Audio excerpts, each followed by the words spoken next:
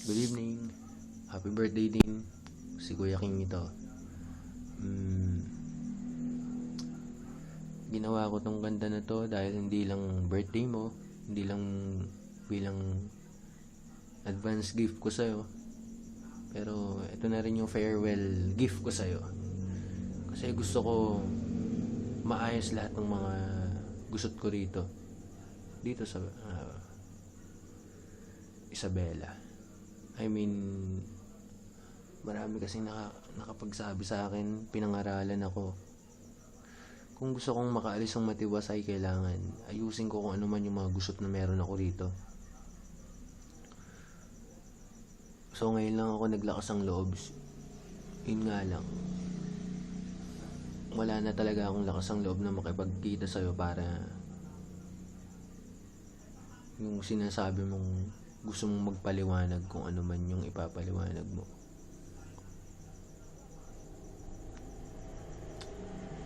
Basta tandaan mo lang, minsan naging kuya mo ako, naging guide mo ako.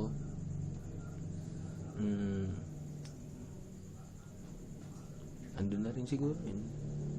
Minahal kita bilang isang tao, minahal kita bilang isang manliligaw, minahal kita bilang isang kuya na nag-guide sa'yo. Pero hindi na yun ang punto rito eh. Ang gusto ko lang sabihin sa'yo is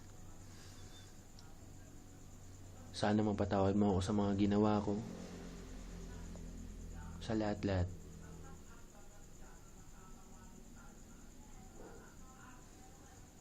Sa puntong ito,